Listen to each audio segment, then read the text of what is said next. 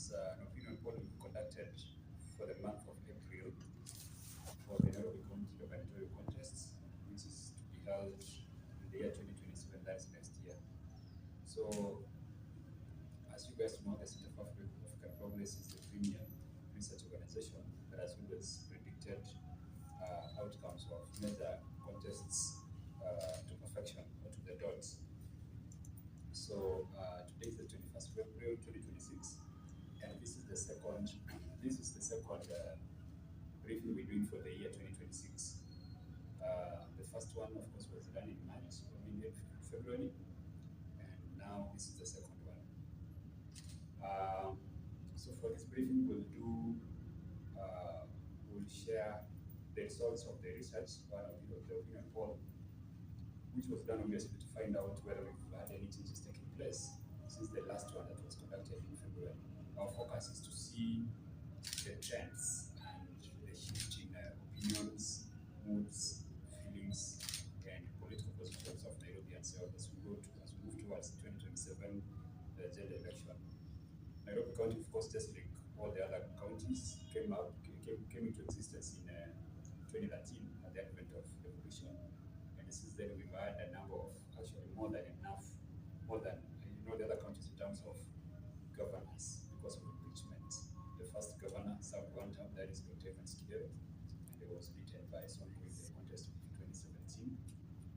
And then, of course, Sonko was impeached, after which was replaced by a gentleman who served for 1 month called Banari Mutura, the Speaker of the Nairobi County Assembly. And then from there, the Speaker was replaced by Kanan.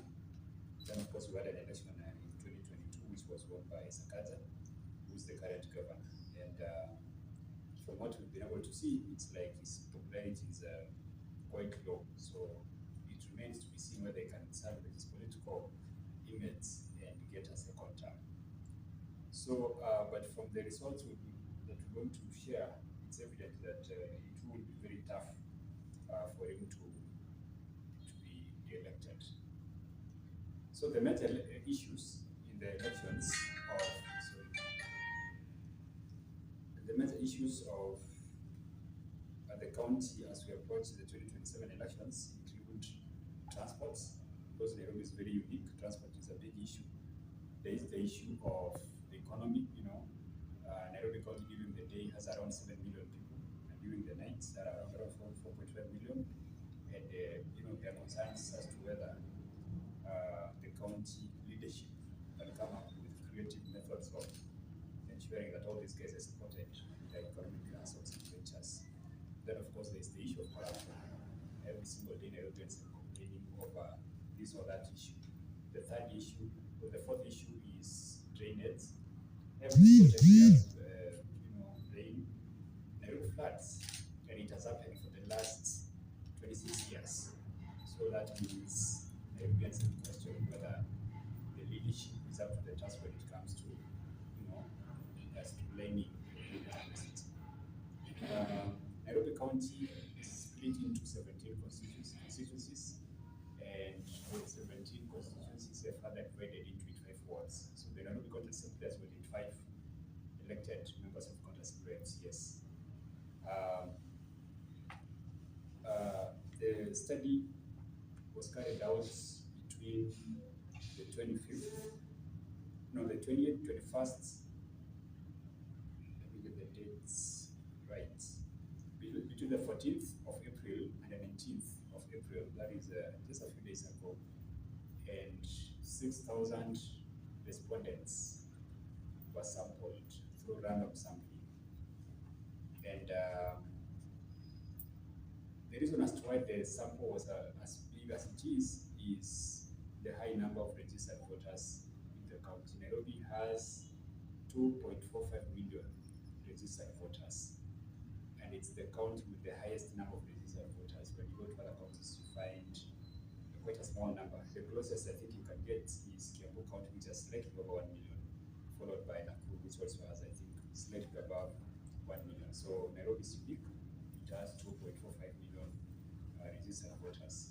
So anytime you bring something, it's very right that you increase the sample size so as to get a more realistic picture of the political So we sampled 6,000 respondents. I'm talking about registered voters above 18 years, and we were trying to lean more towards people who voted before. But of course, we had to include the new voters as well. The margin of error is plus or minus 1.94, and the confidence level of the study is 97%, meaning the results that I'm going to share give you a very, very clear picture of what can happen if the election is held today. Yeah, so in terms of demographic distribution, as it pertains to gender, 52% were female or women, and 48% men. And that is also reflective of the manner in which the registered voters are split. Out of the 2.4 million registered voters, around 1.6 are women, which means there are more female voters in the county than men. That is why we said that in our sampling, we increased the number of female respondents. In terms of age distribution, 18% were between the ages of 18 and 28 years, 30%, 29 to 38 years, 32%, 39 to 48 years, and 49 years and above, 20%. Now, the reason as to why we decided to increase to have the number of respondents, being high between the 29 and the 38 and the 48 age brackets is because this is where we get most voters. When you look at the voter character behavior, when you go back all the way to 2013, the voters who voted the most fell between the ages of 29 years and 48 years, which means, we've been talking about Gen Zs a lot. In the past, they've not turned out to vote. They've not turned out to vote. And if you rely so much on people cannot show up and vote, then I think you cooked. So that's why this kind of study, we focus on people who can actually show up and vote. And then, of course, we also have to pay attention to education. 12% was allocated to people who have gone up to primary school level, 36% secondary school level, and then 52% people who want to some college. Maybe you have a diploma or degree, something like that.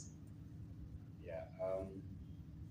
So the first focus we did after we paid attention to all those demographic features is to find out late gain for UDA. I think last time it was like 16%, and the Wiper Patriotic Front, last time I think it had like 13%. It's gone up to 14%. And once again, there is a likelihood that the former Vice President, Dr. Steve Musyoka, will be made the torchbearer for the position, and that's where Wiper is doing what is gaining.